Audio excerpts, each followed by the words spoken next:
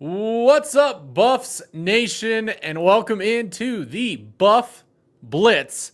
And as always, I'm joined by my co-host, David Talks Buffs. David, how are you doing on this fine evening?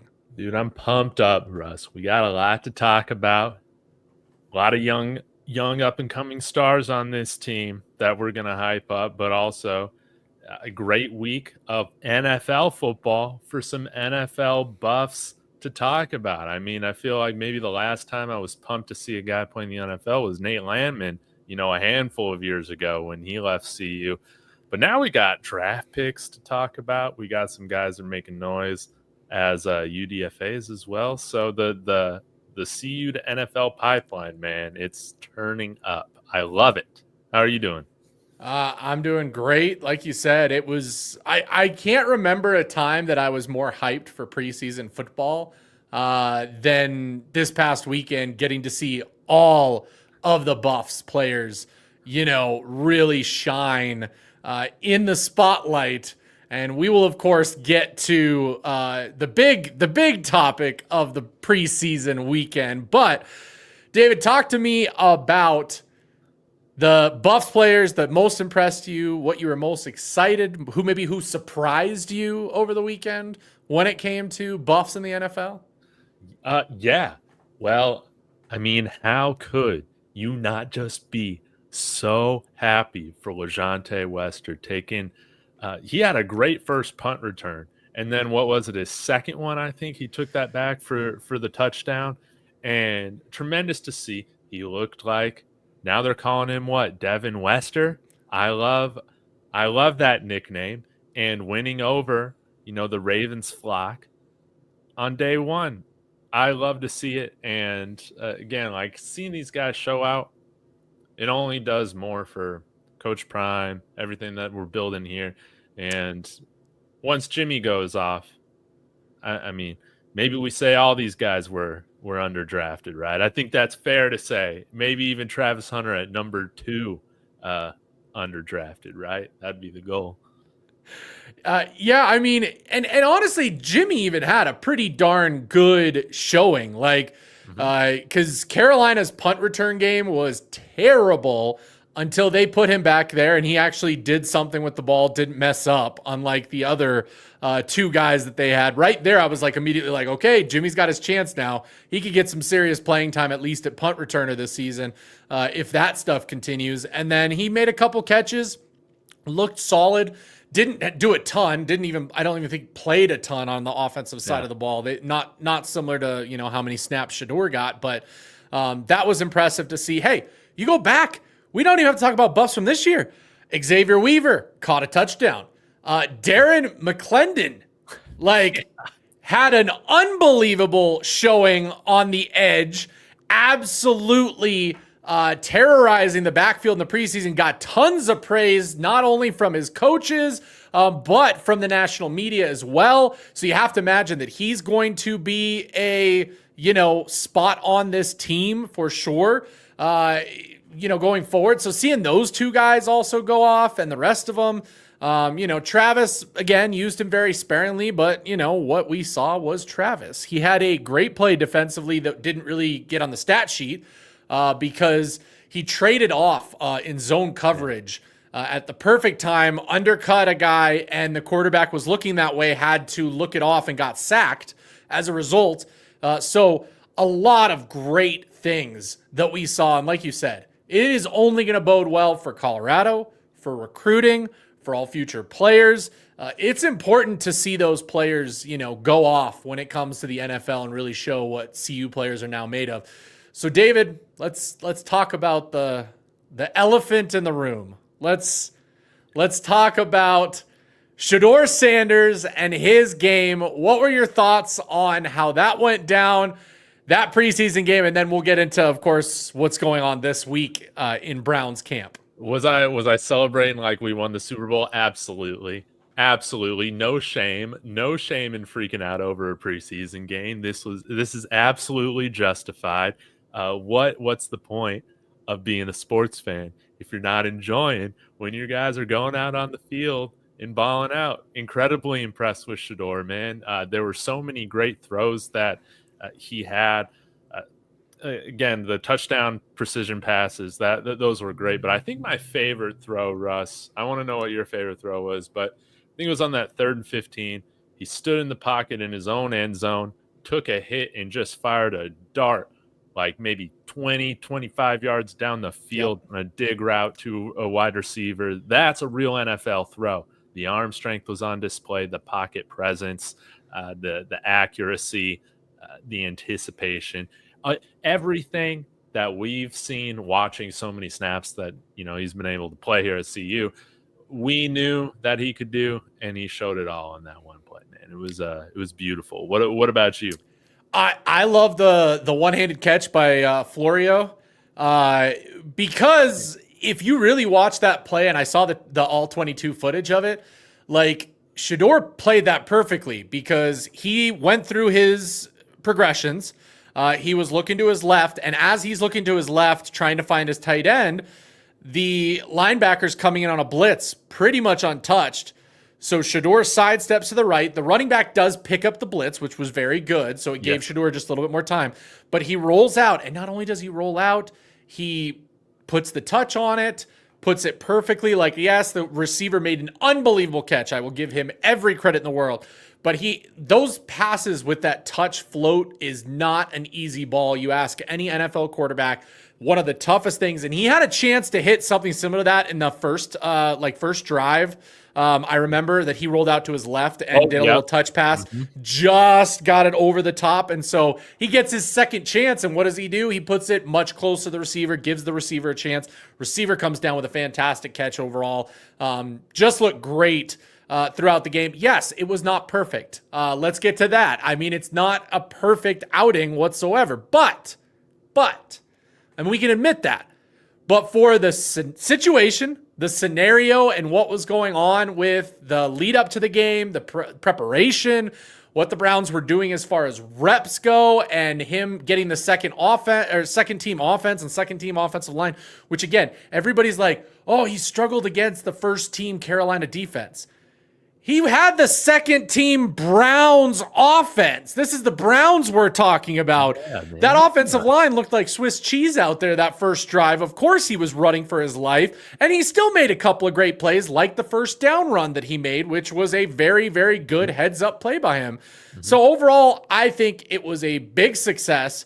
David, does that change your opinion? To you, is Shedeur Sanders the clear-cut best quarterback in Cleveland right now? Oh, yeah, man, even with this oblique injury, Shedeur Sanders is inevitable. He's inevitable. At some point, he's going to get his opportunity. We all know that. I went through some different, I guess, like other quarterback situations, not, one-for-one comparison, but other day 3 guys that have turned into like long-term NFL starters. They fell for whatever reason there was, but guys like Dak Prescott, DUI, missed his flight, that visit here in Denver. I think that had something to do with him falling to the 4th. Kirk Cousins, 4th round pick. Brock Purdy.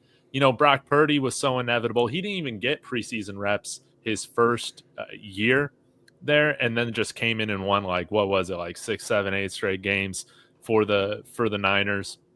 But he was inevitable. The coaching staff absolutely loved him, leading up to all that.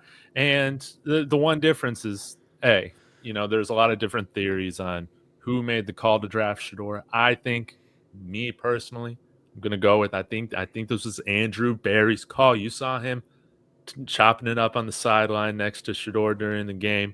I think that there might be a little bit of a power struggle in Cleveland, which is, kind of par for the course, right? But when you got the other guys being Joe Flacco, Kenny Pickett, Dylan Gabriel, I saw through for, God bless him, man, but 6 of 19 today in the joint practice. That's just not great. He's a backup. There's nobody with the upside that Shedeur Sanders has. And it was great to see him silence everybody, to a degree, as much as he can do in preseason.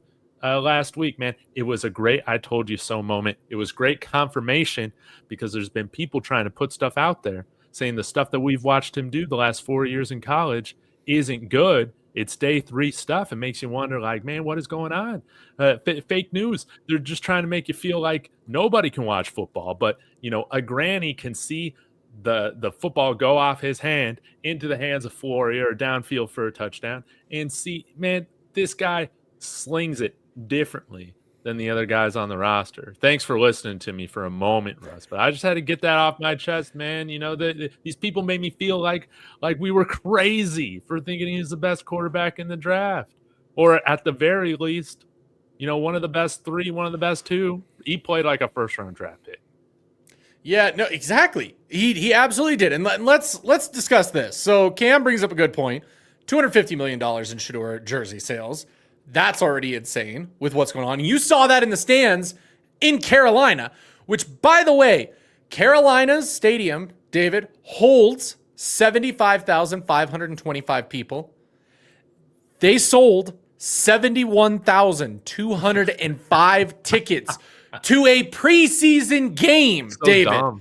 So dumb. I love it. A preseason game. Not only that, let's talk about the other Shedeur Sanders factor, which is 2.2 million people tuned in on NFL Network to watch that preseason game.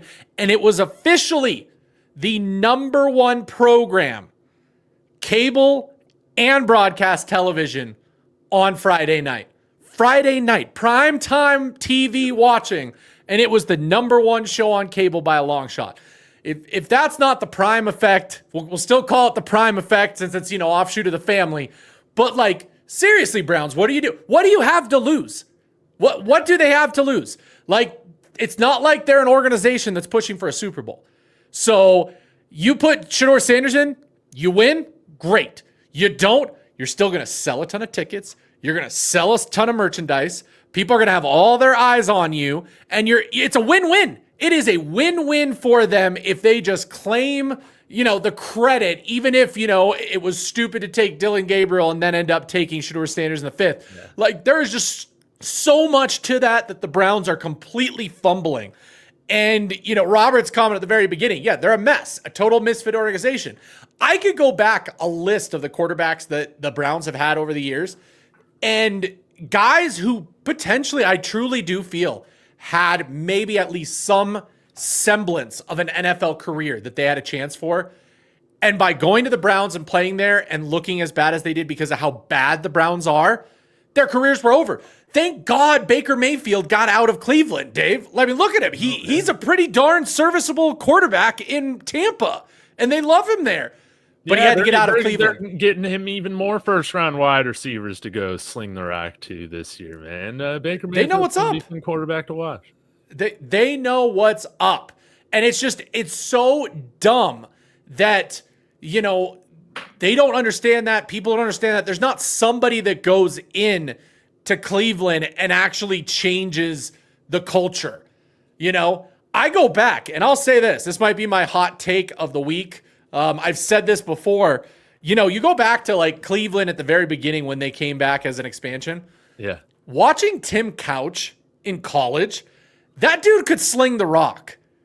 But he gets put on an expansion Browns team with absolutely no offensive line and gets sacked like a record number of times, and not even just sacked, like crushed. His career ended right then and there. He had no chance to succeed as an NFL player whatsoever. It is why they talk about the team that you go to in the draft makes a massive difference. And how often are we seeing, Dave, middle to end of the first round quarterbacks having more success than top 10 quarterbacks? I mean, I can go down the list. Aaron Rodgers, Lamar Jackson, Patrick Mahomes, guys that were put in much better situations than a top 5, top 10 team that got there because they absolutely suck and have no roster, and the quarterbacks just get completely destroyed. Their whole career's over. I understand now why a quarterback would start holding out. Eli Manning had every right to hold out, not to play for San Diego Chargers. I mean, it's just facts there. Like, more quarterbacks, David, I guarantee this. More quarterbacks will start doing this. with the rules of NIL, I guarantee you something's going to happen down the road where a quarterback is going to be able to go back to college. I know technically you can't, but with NIL, like it was always you couldn't go back because you signed a deal with an agent and that made you a professional and you couldn't go back to college. Somebody is going to challenge the NCAA and go back to college after entering the draft if a team they don't like drafts them. Mark my words, that's going to happen. Well, hey, man, Quinn Ewers should be the first one to do that, man, because he'd be making a lot more money this year, playing his 6th, 7th year of college football, whatever. But anyways, that's up to him. But the one silver lining that I think about, or maybe not silver lining, but the one thing I think that is in Shedeur's favor, again, I don't believe the entire organization is against him. There might be a split. I think that's what happens in dysfunctional franchises. But again, you're not trading up into the 5th round to sabotage a guy's career. You're just not doing that when he's there, in my opinion. No. But there could be guys on the coaching staff that are for or against him. I think that Andrew Berry's in his corner, which is very helpful. Not so much with Stefanski, but again, as long as he goes and wins the reps, whether it's in practice or preseason, it's going to be inevitable. The owner's going to want it. The fans are going to want it. The GM's going to want it. And Shedeur's used to turning around crappy programs. He did it with Jackson State. He did it with our Buffs. So if there's anyone that is built, that's grown for this moment, it's him, man. So if it takes a little bit of time, so be it. Like I said, Lamar, Mahomes, Rodgers, Love, man, all these guys sat. All these guys sat a little bit. It's not a huge deal if Joe Flacco starts the season, but I don't know what they're doing with Kenny Pickett and Tyler Huntley on this roster. Yeah, and I completely agree. When the draft was happening, I said that Shedeur to Cleveland, even though I hate Cleveland and what they do, I was like, Shedeur was probably the only quarterback that could save Cleveland right away because of what he has experienced, like you said. He has not been on great rosters. He has been running for his life for 4 straight years. So if he goes in there and has, guys chasing him down because the offensive line isn't up to snuff in Cleveland, he can still do something with the ball. Yeah. Like, that's why it's just mind-blowing that they thought Dillon Gabriel was the solution. Like, no matter what you think about Dillon Gabriel, by the way, okay, I get it. There's people out there that think he can ball. I won't name any names. We'll just talk about that. Everybody knows who we're talking about. That thinks Dillon Gabriel's a pretty darn good quarterback. I don't think Dillon Gabriel can succeed on Cleveland. If Dillon Gabriel had gone to an actual roster that had an actual team in front of him that he could have maybe sat and played eventually, I think he could be a very successful quarterback. I don't think he's a franchise quarterback, but I think he could have been a more successful quarterback. This is what you get. And they picked him over Shedeur, essentially, is what it is. And I will bang on this drum till the day I die, and I will hold this above every Cleveland fan until they get everybody in that building fired.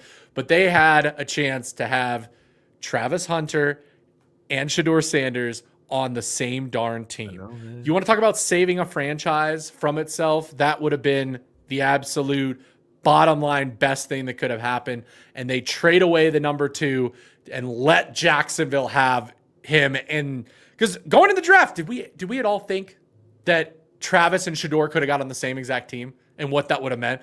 Like, as bad as it means, it probably meant that, Coach Prime was probably gone from CU. I mean, if he could coach Travis and Shedeur and then sign Shiloh, it would have been the perfect scenario. But maybe that's also why they didn't want to do it, Dave. Maybe coach is a little hurt, little ego.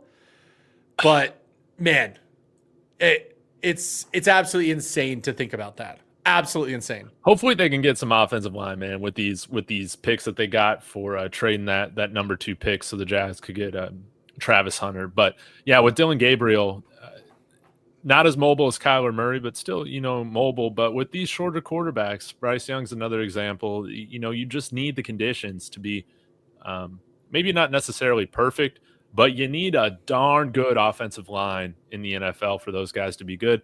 That was one of the reasons why I said in January or wherever it was when Gabriel transferred out to Oregon. Now I thought he was going to be a Heisman finalist because that offensive line at Oregon was going to be perfect for him. And yeah, when he has the time, I think he has NFL talent, but I don't think man's starting upside, man. It's hard to see over the line to begin with. And if the protection ain't great and you're 5'10", man, that's just going to be tough. So maybe he is the next Doug Flutie. We'll have to see. But, I'm not going to go out there and say it, man. I'll go with the guy who also should have been a Heisman finalist if they had 5 spots. And that was, Shedeur Sanders, right? Right? He would have been that 5th guy. Should have been that 5th. He should have been. He should have been there, even if he wasn't the 5th guy. I think it was just the fact that they didn't want 2 Colorado guys. Could you imagine 2 Colorado guys in New York at the same time? What that would have done to the college football world? Oh, yeah. They would have melted down, man. Blown up. Somebody in the chat. They would have stormed the Capitol again. All right, sorry. all the college football fans, storm New York. Storm New York. It works, guys. It works. This comment, I got to remind everybody, because we talked about it in the offseason before the draft when Coach Prime was rumored to go to Dallas. It's not happening. Go check out Dak's contract. I'm sorry, but Jerry is stuck with Dak for at least a few seasons, okay? Yeah. Maybe when Shedeur's rookie deal is up, maybe something can happen, but that's just not where it's at, okay? Uh-oh, Dave. We got a big super chat. Do we bring it up? Man, this is a positive place. This is a positive place. I mean, he's paying $4.99. We got to read it. Ron Alexander, I'm not feeling that buffed in prime. Tikal feeling himself, Elf. I would be a great quarterback if I played with Oregon's offensive line too. Shedeur is a gamer. We'll leave it at that. We'll leave it at that. $5 super chat, Ron Alexander. We appreciate you tuning in, man. If you want to have fun, this is one of the many places you can have fun and talk Buffs with. Good use of $5. I would say that. Good use of $5. I'll give that to him. I'll give that to him all day, every day. Alexander Caveman McPherson will be laying the wood at every quarterback. Gennaro, I'm favoriting, by the way, your comments because we're going to talk about the newcomers. Talking about all these freshmen, baby. We're going to talk about all these freshmen here in a little bit. So once we get done with the Shedeur talk, I will bring your comments back up. Rumor has it he's trading Micah for Shedeur. That would be the dumbest thing ever. Okay, that would be the dumbest thing ever to trade your franchise defensive player to have 2 quarterbacks on the roster and one you can't get rid of because Dak is stuck on that roster forever. Yeah, it would be the dumbest thing for both Somebody teams. had this in here. I don't know who it was, but talking about, man, the Rams, they were one of the teams after Shedeur was falling, I was really hoping would get involved. And come on, Sean McVay, man, what were you doing? Now you got Matthew Stafford with this mysterious back injury that's continuing to linger. It's not looking good, man. And you need a quarterback next year. That's not Jimmy Garoppolo, man. So he would have been a perfect one. Again, I don't think somebody asked what's the end game for Cleveland. Again, I think their end game is to try and find the best quarterback they can. I would have gone about it differently, but I don't think their end game is to just flip a 5th round pick that they traded up for like a 3rd round pick or something like that. I just don't see that as the end game. I think that they want to give him a legitimate shot. You saw him lead the team in reps on Monday before this, or Tuesday. What was it? Monday or Tuesday before this oblique injury. But they're going about it in a way that's just kind of like nonsensical of like, they got too many cooks in the kitchen. But I think their end goal is good. I don't think there are any ulterior motives there, but clearly there's dysfunction and infighting. We'll see who wins out. And I think it was worst case scenario for the people that didn't want Shedeur to be the quarterback for what he went out and did. Like it is. It's worst case scenario for them because of this exact reason. What is wrong with you? Why are some people so obsessed with seeing the failure of certain people? I think Jake Schwanitz had a tweet out that said there are literally people going to bed in a bad mood on Friday night because Shedeur Sanders played well in a preseason game. There was. What is wrong with our society? But Dave, we had that all last year. We've had it for 2 years with Coach Prime. Like everybody watches CU because you either support them or you want to see them fail. There are people out there that hate life so much that they would rather live a life where their entire existence is about watching other people's failures. That's what it is. That's why 2.2 million people showed up for a preseason game, because they wanted to have their fingers on the phone ready to go when Shedeur Sanders underperformed, and they could say, I told you so on social media. It's exactly what happens, Dave. And Jake is right, because Jake gets it the worst in the Twitter comments. Like that dude, I've given him so much crap over the last few weeks. That dude is seriously a part of the Nebraska algorithm, because every one of his tweets has 100 Nebraska comments. I swear they all have him like their number one fan. He needs to start charging money to like tweet at him, because I guarantee you he would be rich from corn money if he did that. Receipt Street, it's going to be a great one with him and RK later this year. I'm sure it's going to be must-see TV. Hawaii Chris with the $1.99 super chat. Thank you so much. I think Gabriel is like 5'8". I'm not seeing 5'10". I mean, yeah, you know, put him next to, you know, let's just stay on theme, right? Like, who's taller, him or D'Angelo Pons?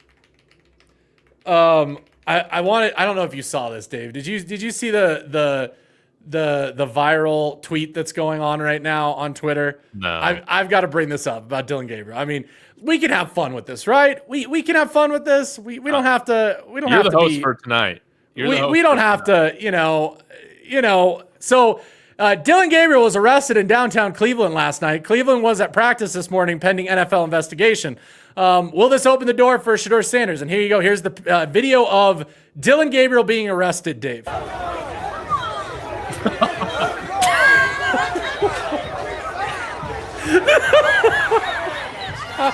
sorry.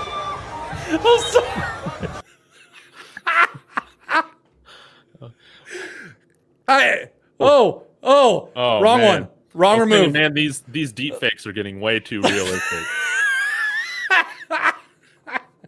I'm sorry. I saw that. I get it. I don't want to wish any downfall to Dillon Gabriel, but you gotta admit when something's funny. Like, we can admit when something like hilarious, touche to that person for tweeting that out. They got it. Also, Ron is back again.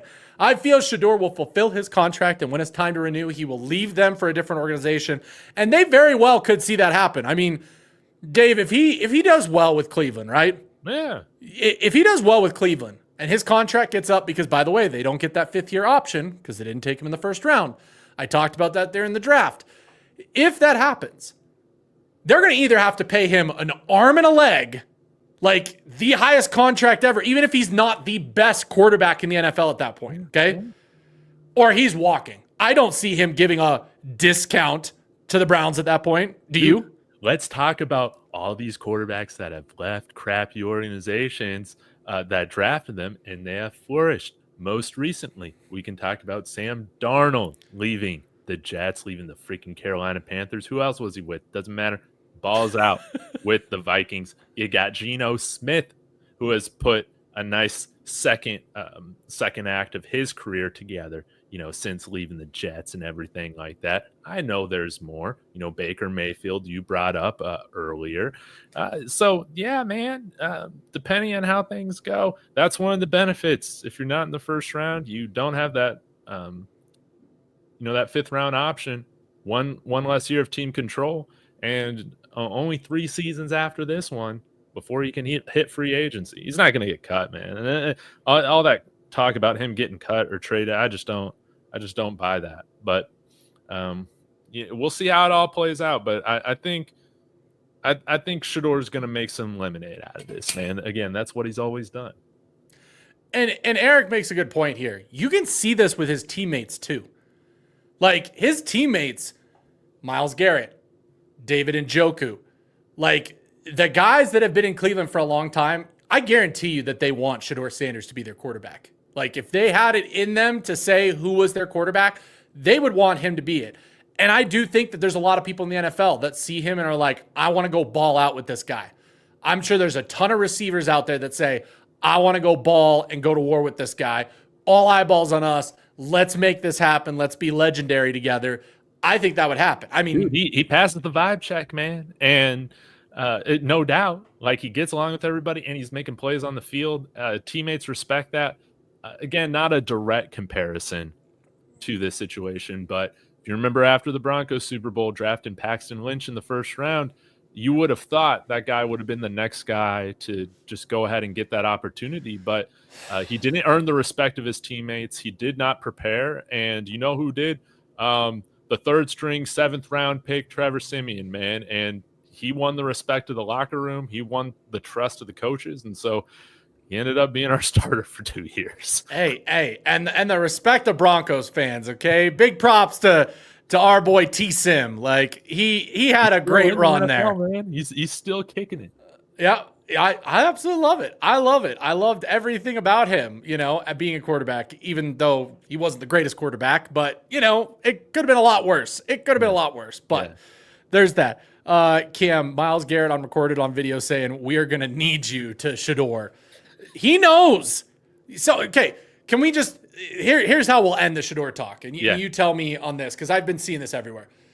Anybody that is an ex-NFL player or current NFL player have all said that Shedeur Sanders is a baller. NFL players know that this guy can play ball. NFL players know that this guy can play ball. And you want to know who I'm going to believe the most? I'm going to believe NFL vets who say Shedeur Sanders passes the eye test. They break down his film. They look at it. They say, hey, there's a lot to love here. Are there, some hiccups here and there and some like beginner rookie things happening? Yeah. Yes, but very fixable stuff. So I'm going to believe them above anybody else. I'm not a pro. I don't have a pro background. I didn't play in the league for 10 years. David, you didn't play in the league for 10 years. So like our opinions, what are they when it comes to that? But when everybody out there is saying that he's great, what are we supposed to do about that? I have sat on my butt and watched so much football throughout my life. I think I got somewhat of a decent grid if, or gauge if the guy is half decent or not. Like, you just kind of know. Again, man, I think grannies and grandmas can tell if Shedeur has talent, right? And I think the grannies, we know the aunties know ball too. So they can see that he's got talent, man. The oblique injury, it's annoying. The Browns got a terrible training staff, par for the course, but he can overcome this. He can overcome this, and he will get his opportunity at some point this year. I firmly believe that. We just got to be a little bit more patient. That's all. Yeah. So let's move on. We could talk about Shedeur for an entire hour, but I'm sure everybody's here for one big reason alone, and that is the Buffaloes. So, David, we want to talk. There it is. The horns are coming out, guys. Yeah, that's right, man. We're getting ready. Season's around the corner. We're what? 2 weeks away? Yeah, 2 weeks away from the first game, roughly. David, we're talking freshmen today. Freshmen. That's right. Freshmen. Yes. Tell me, please, what has been most surprising to you from this freshman class so far in fall camp and spring? Oh, okay. Surprising. I think that there are more guys that are going to get playing time than I initially would have figured or anticipated. And I think as time has gone on, you've been able to see Quentin Gibson, man, he's going to get snaps. He's going to get snaps, and that was pretty much all but confirmed yesterday when Coach Prime put him in front of the mic, man. That does not happen very often. But, man, I cannot – man, today's show's been amazing. We're having fun today, people. We're having fun today. Hey, and just remember – every Wednesday during the season, this is going to be happening, so you guys will be back. But, shall we just read this for $10? I mean, I was going to leave it up for a little bit too, as an advertisement. But hey, moving soon, save time and money with your next truck rental with Diddy Truck. Compare prices from companies like U-Haul, Penske, and Budget. Reserve your next truck with Diddy Truck. No baby oil included. Go Buffs and rent smart. Let's go. Okay, whoever runs Diddy Truck, please, you need to add the saying, no baby oil needed. Please, you want to sell your business. That's what it takes. Dude, I love Diddy Truck, man. Hey, Diddy Truck, you want to sponsor the show, man? DavidTalksBuffs@gmail.com. Russ, what's your email? It's buffsnewsweekly@gmail.com. Hit go. us up. We've got some stuff in the works, right, David? We've got some stuff. So, hey, Diddy Truck, you're getting a $10 advertisement, just so you know it's not going to be $10 in the future. Yeah, okay. Come on now. Come on. Let's work this out now. Get us some Diddy Truck stickers. So what a night talking about. Now, what a night. Dude, now my ADHD is all over the place. Quentin Gibson. Yep. Here's the thing. I think he's going to play some at wide receiver. I just think he is. Maybe in a limited capacity, obviously. But it sounds like Michael Pollock and Coach Prime, they really want to see what this guy can do on returns. Starting with kick returns, and then as time goes on, maybe taking some of these punt returns along with the Kalen Taylor, a few of the other guys. But I know we kind of want to break down every single freshman, but let's talk with him, man. I mean, talk about him. Quentin Gibson, he plays bigger than his size. He wants to be that next LeJontay Wester. And again, if he was 6 foot, he would have been a 5-star guy, but he's just a little small. That's all. Yeah. So I after the game, I don't think we're saying that Quentin Gibson is going to start or make a ton of catches this season. I think that he can be an impactful player when it comes to spot time with certain plays.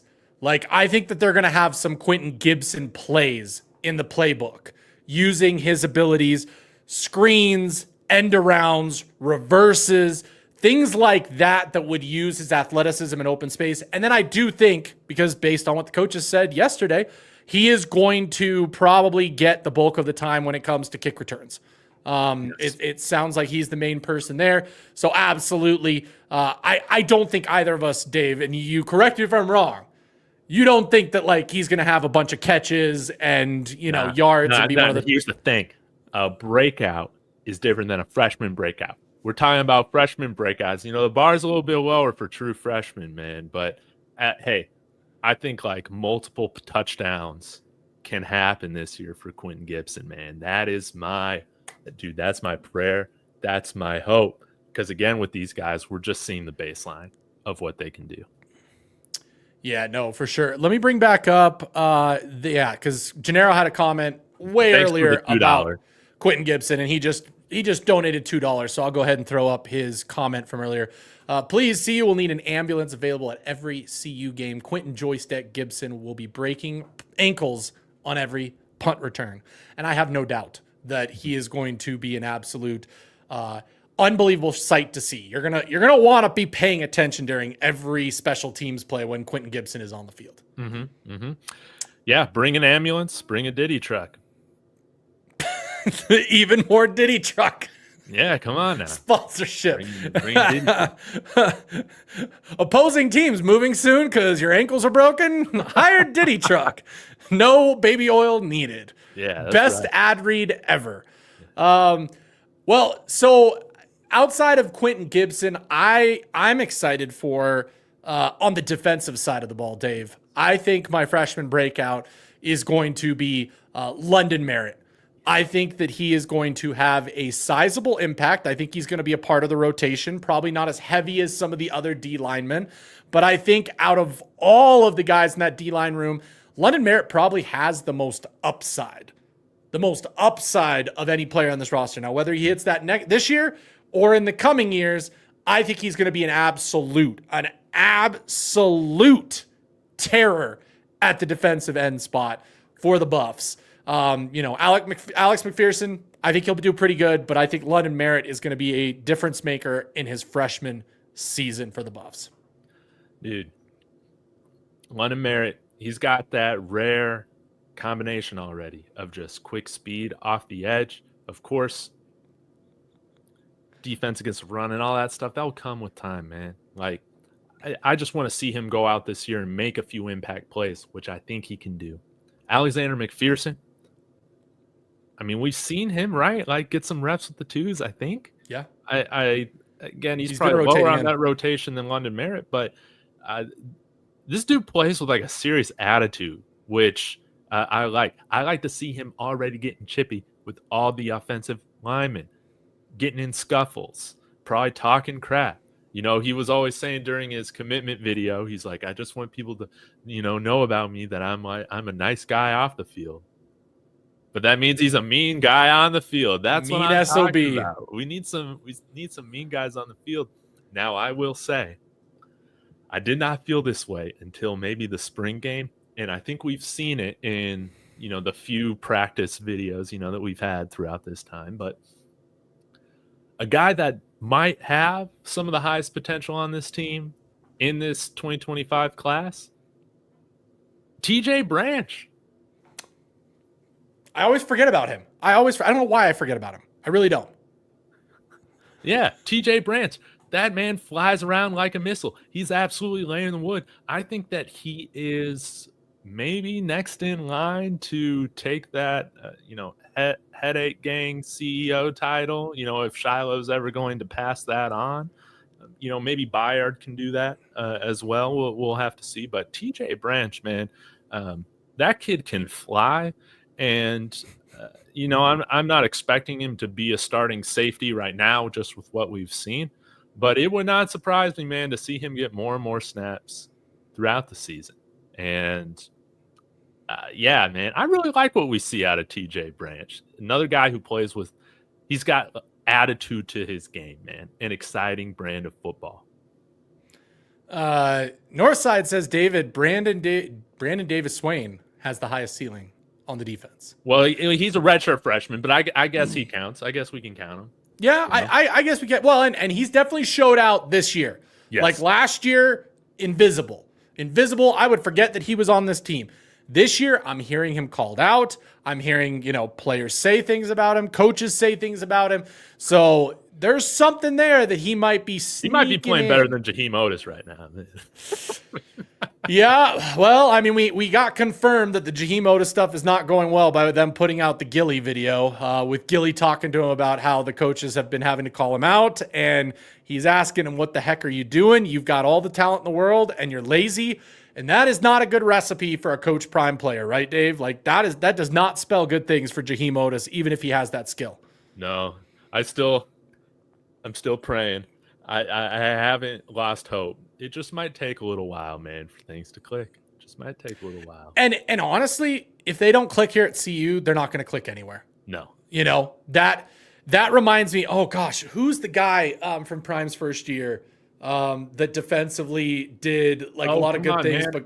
But his name was Thomas, dude. Why do I always forget his first name? Got the guy that got kicked off the Who team. Are you my effing daddy? I love that guy. He was so funny. Somebody in the chat will throw it in there. Bishop Thomas. Missing Bishop. That's right. It's Bishop. Like Bishop Thomas reminds me of Jaheim Otis now.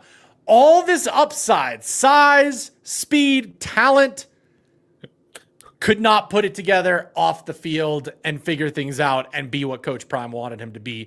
And unfortunately, that ended his football playing career. So, yeah, I loved Bishop when he was here. I wanted him to. I mean, hey. One of the best memories, David, from that season, okay? One of the best memories was Bishop going in at fullback and absolutely destroying that guy for the touchdown. Dude, he was playing on kickoff return, too. He was doing everything, and he was doing well. He couldn't get out of his own way. That happens. We got a couple more super chats. We're gonna get to them. Ron with the $4.99. When do the Buffs start game planning for Georgia Tech? What is your gut feeling on this game? Also, I can't stand T-Cal. Hope Coach don't ever invite him back. Way to add that in there. David, when do you think they start game planning for Georgia Tech? And how you feeling? Sorry. No, go ahead. Should be next week. And I think Neely and DNVR confirmed that in their video that they put out, maybe a little less than 2 weeks out. So he said, if you're not clicking this week, you're not playing. So we're right around the corner when it comes to game planning for Georgia Tech. Yeah, kind of treat next week. I mean, we'll still be practicing, but it's nice. It's like a built-in bye week, right? You get 2 full weeks to prepare instead of 1. And Georgia Tech has a week 0 game, don't they? I have no idea. I believe they do, which is another huge advantage because Oh, I'm glad Bishop's killing it at Georgia State. So after the game said, that's awesome to see, man. I don't know if that's sarcastically or I think whatever, that's but I'm going to sarcastic. take it as I think that's sarcastic. No week 0 game for Georgia Tech. Never mind. So we're both first game going that week. David, when it comes to the Georgia Tech game for me, I think you're right. I think we're going to start seeing that implemented a little more. And I think what people can look for, which we might not see as much well off reach the people detailed footage, but they're going to try and hide some things like who's the quarterback.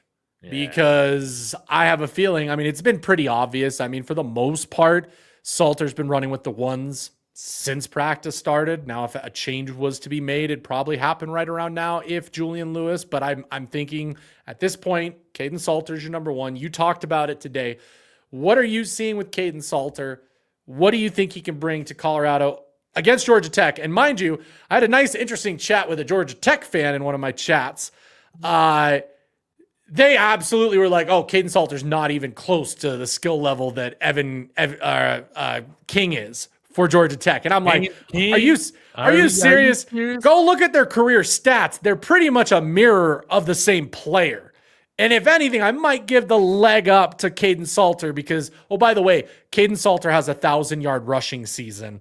And the best that King has is 700 yards in a season. Dude, let's just start this right now. What is it with these Georgia Tech fans acting like Boise State fans last year, taking a close loss to a big-time national title contender is like a win? At the end of the day, you still lost to Georgia, man. You still lost to Georgia, but that's like their crowning victory of last year. No. I'm telling you, Georgia Tech, I have all the respect for Georgia Tech, their football team, their fans. They're crazy. They're crazy. The ones I've seen on Twitter, man, they're not going to know what hit them when they come into Boulder. They're the ones that got to adjust to the altitude. They're the ones that are coming on the road, and we're the ones that got Prime now with a bladder removed. You telling us bladderless Prime is going to be the new hashtag as Colorado just demolishes teams this year. Yeah, bladderless Prime, man. We're leveling up. Like, this team's going to come out and play with the same intensity that I think that they brought against TCU, man. Everybody was doubting them. We're dogs. Everybody's dogging us. What's our win total this year? 5.5? No, man. I think at minimum, dude, we're bowl eligible. But I think, obviously, this team is much better than just being bowl eligible. And, of course, probably next week on next week's Buff Blitz, we can go through and talk about our predictions of the season and all that. Yeah. But you look at the schedule, and I'm sorry, you can't tell me that there's not 7 wins easy on that schedule. Yeah. And by easy, I don't mean like we're going to blow them out. That's not what I'm saying. I'm just saying like there are 7 very, very winnable games if CU is who we think they are from what we've seen. And I do believe we have the best offensive line that Colorado has had. And hey, I don't know if you saw the interview this morning with Neely and Chico. They brought on Adam Munster-Tiger. Yeah. And Adam says, and I quote, "This is the biggest offensive line I've seen at CU in his entire 26 years of covering the program." And he said, skill-wise, it's probably top 3 as far as offensive lines go in CU 26-year history, which, by the way, if we go back 20 plus years, you're talking about the mid-2000s when you had your Matt McChesney, when you had those teams there that actually sent a lot of guys to the league on the offensive line. So that tells you a lot about what we think about Colorado. So any Georgia Tech fan that thinks they're just going to come into Boulder and roll over us and steamroll us, I think it's going to be very surprised. Of course, I know how this works. They're going to roll the goalposts. Like if they somehow get a 1-point victory, they're going to be running around like it's the greatest victory ever. And they're not going to, admit the fact that they've been telling me all week that they're winning by, all month 42 points, which is just not going to happen, not in Boulder. Nah, man. Georgia Tech, they're going to feel the wrath of Swayze. These fans are going to know the name of Swayze when we're done with them, right? Yeah, man, we're only becoming a tougher, better football team every year. That's just how it is right now. Now, Russ, we did have another super chat. I don't know if you. Yeah. Let's go back and do that. Keith, I can't forget Keith. of course, Keith, one of the best supporters of the channel. He is a member of both our channels. That's how amazing Keith is. Hey, look at his photo. That's right. Stepping on Norvell, man. Stepping over Norvell. Just love it. I love it. Headache Gang is done. The new name is the Blue Tent Gang. Yeah, man. Let's send him to the Blue Tent, sponsored by Diddy Trucks. I love it. But speaking of other freshmen, Russ, I think there's maybe a couple other guys that I did want to hit on. But I forget that Chauncey Gooden is only a true freshman. I feel like he's already been here for like a year plus already, but seems like he's getting along well. Running mainly with the twos at the guard position. And again, I think that he's a shoo-in to be a starter next year when Hill and Chrysler go off to the NFL. So I've been very, very impressed with him. Russ, any other thoughts right now? We haven't talked about, X, Christian, Hudson, Mantrez, anybody else that you're feeling like we need to keep an eye out for? Noah King, I guess, is another one at corner. He's part of the freshman class now. I mean, Quinnell, we can't go this segment without mentioning and bringing up Quinnell Farrakhan. And of course, there is one more person we could bring up, David, that we're kind of all glancing over because we just had an entire conversation about Caden Salter. But Quinnell X Farrakhan, now that dude is going to make some plays. And I foresee, David, a similar stat line to Draylon Miller last year for Quinnell Farrakhan. That 200 plus yards, a couple catches here and there every game, maybe a touchdown or two where he makes a great play and makes those flashes of what kind of player he is heading into next year. What I'm loving about this team, by the way, and I don't think anybody talks about this enough, is the retention when it comes to our receivers. Like everybody talks about CU, everybody just mass exoduses and leaves, but we are keeping our receiver rooms each and every year, even when we're bringing in transfer portal talent. They're not wanting to leave. That tells you a lot about how they feel about here. And so Quinnell Farrakhan, he's the future. Quentin Gibson, he's the future. And they know they're the future, and I think they'll be okay with taking a little bit of a back seat this first year, making some plays when they can. But Quinnell Farrakhan is absolutely somebody that needs to be watched very closely. Yes, no doubt about it, man. And of course, Julian, man, props to you, Russ, for saying, Dave, you don't need to worry about us complicating things with the 2-quarterback system. No, we saw Neely all but confirm that with DNVR earlier this week. So give Salter the reins, see what he can do, and then hopefully we'll see Julian Lewis here in mop-up duty in some of these games. So I think it would be ideal to still have him keep it, use his red shirt this year if possible. We'll just have to see. But it would be nice to get another 4 years from him after this year, ideally.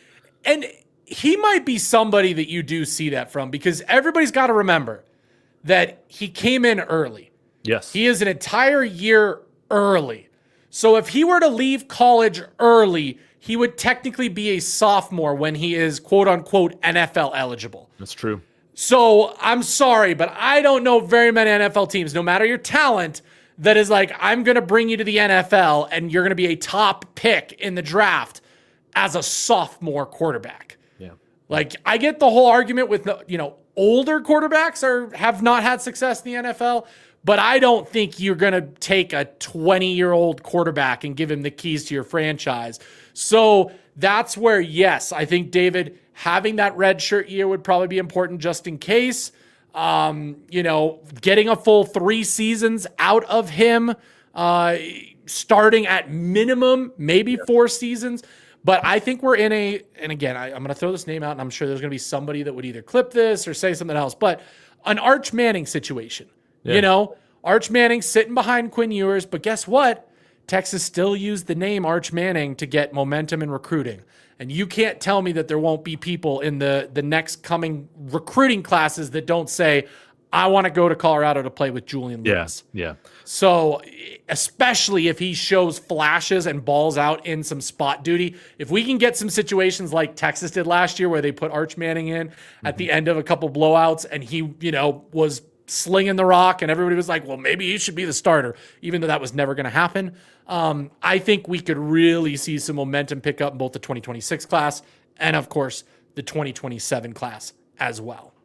Now you reminded me, too, that Quinn Ewers was an early enrollee at Ohio State. Like, I always forget that. Like, his senior year of high school was spent with Ohio State and just redshirted. Now with Julian, you got the opportunity to still just be in the same system, the same program, like all of that. It's so beneficial. So, like I think Julian is just as committed to CU as, you know, Arch Manning is to the Texas Longhorns. It seems like he's fully 110% bought in, and everybody's always talking about how they want to win a national championship here during their time.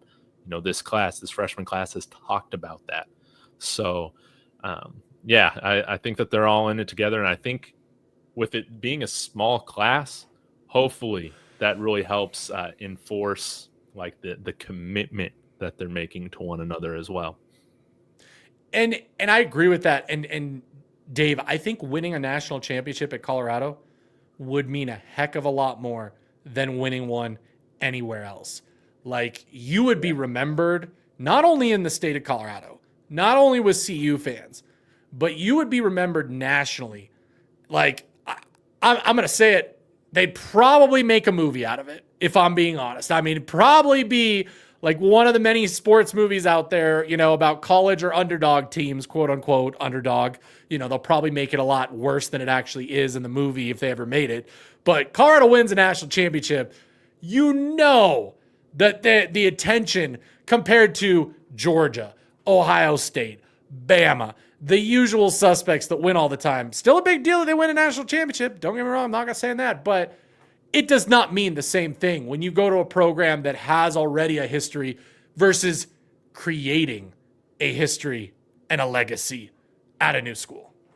I'm telling you, when that happens, man, lock down the Capitol, because they're storming the Capitol again for that one, man. We're storming the capital of Denver, okay? We're storming the capital of Denver. We're going to put a CU flag up on the roof. We're going to steal Jared Polis's documents from the office. It's going to happen, Dave. Let's do it. I already got the headdress on. We'll all be wearing that. I mean, we'll all look exactly like that. I mean, we'll fit in, right? We'll fit in perfectly. We already got the water buffalo heads on. Yeah. Gennaro with another $4.99 for you, Dave. Alexander Caveman McPherson will be laying the wood on every opponent's quarterback, and we'll need a Diddy truck to dispose of the trash, beginning with Georgia Tech. Let's go. Alexander McPherson, or as I like to call him, the big wood layer. So let's go. Thank you, Gennaro. I love it. Oh, man, so many good things. Yeah, Beijing Scotty. Isn't that an awesome name? I love it. Does that mean, like, is he from China and just considers himself the Chinese, like, version of Scotty? Beijing Does Scotty version? know about Beijing Scotty is my question. I don't know, man. I just think it's a cool name. Oh, man. It is going to be an interesting season, and it is an interesting day/night in the chat. You guys are absolutely going crazy in there. Must be another full moon, man. Is it a full moon out? Do we know? I'm going to Google it. Wouldn't that be hilarious if it was? That would say everything we needed to know about tonight's amazing Buff Blitz, which, by the way, 300 people in the video. Oh, goodness. Listening right now to us ramble. It's a waning gibbous today, so no full moon. Well, waning gibbous. We'll just call it the waning gibbous effect. Yeah, exactly. Overall is what we're seeing. Yeah, we just need football back. We need football back bad. I mean, this is what happens. This is what happens when we don't have football for a long while. Like, I'm glad we had it this season. We got a little taste. We got just a little bit. Yeah. Now we're going to get the whole thing coming soon. So... Should we end with like a prediction, man? Do you got one thing you're going to hope to see this weekend out of the NFL Buffs? I love it. I think we're going to see the first touchdown for Travis. Ooh, okay. I was going to go with the first touchdown for Jimmy Horn. I like it. David, first touchdown for Jimmy Horn. Me, first touchdown for Travis. Everybody in the chat, throw in real quick your quick predictions or any other questions that you guys have for us. Before we end off the show tonight, We're at the hour mark, but I want to make sure that we get to any of your questions or any of your guys' predictions that we might not be thinking about for this weekend for the Buffs. Here we go. Beijing Scotty going real spicy. Real spicy. Shiloh with the pick six. If Shiloh has a pick six, I will probably run out my front door in the nude. Yeah.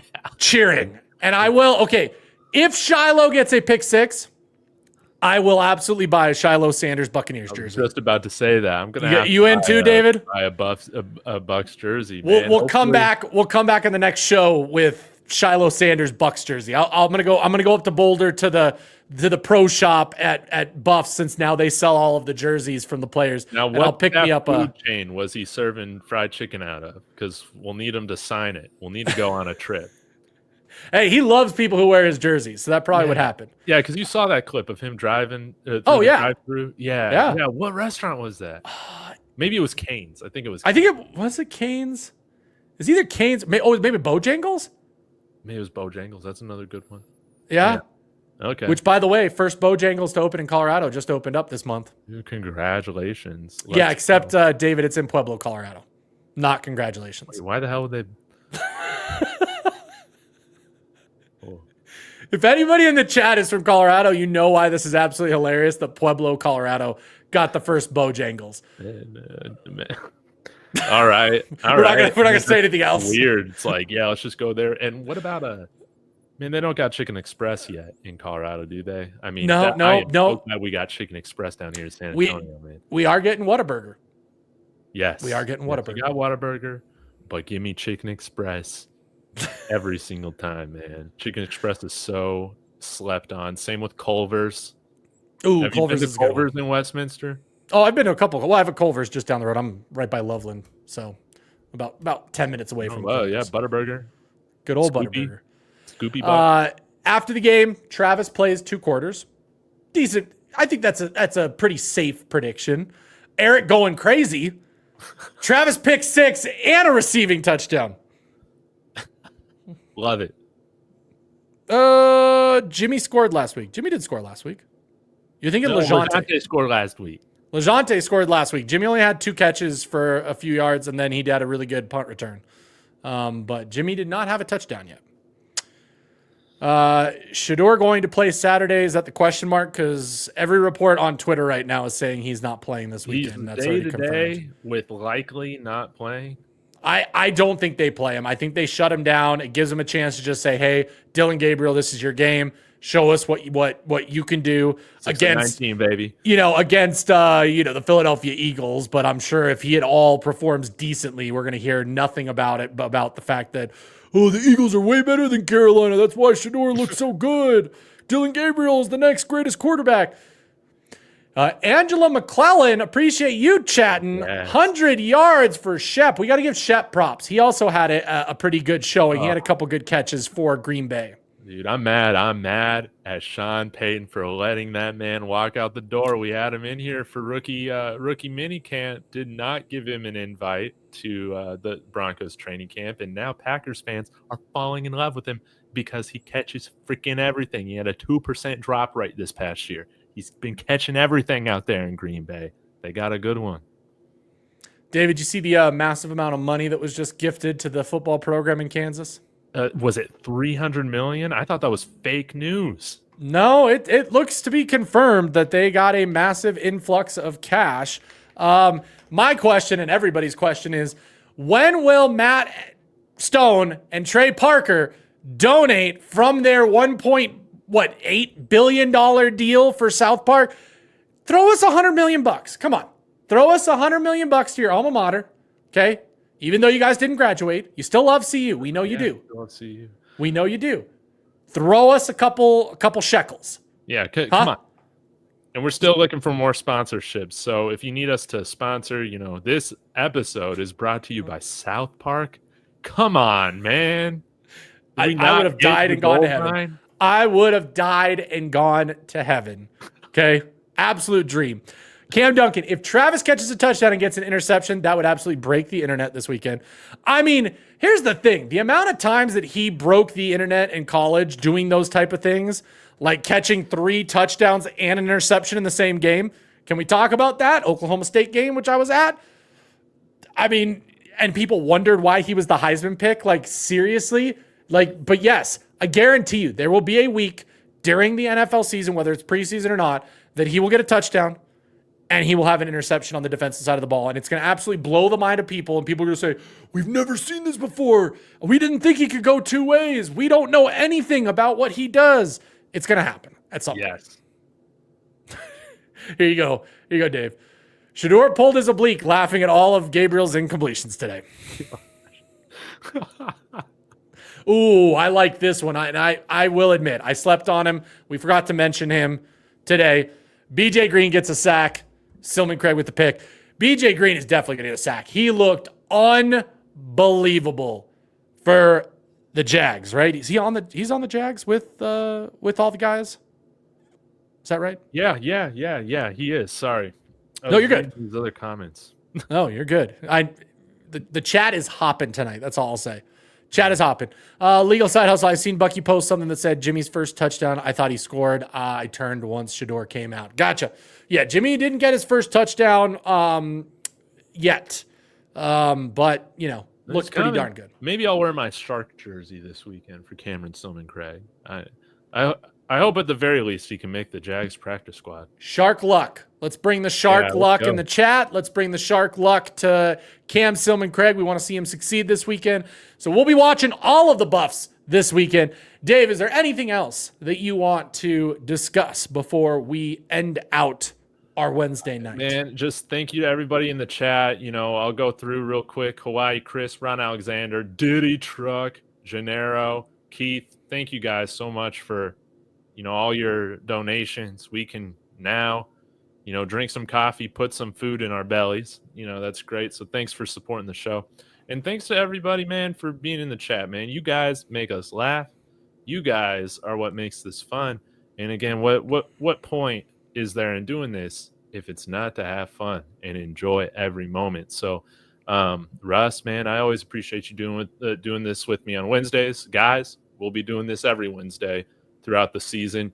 And I'm also got a show with Chico and Bird on Friday afternoons. It will be on Chico's channel, but then it will be streaming on my channel after that. So really would appreciate if you guys don't have anything going on Friday. Check in, check it out, say hello.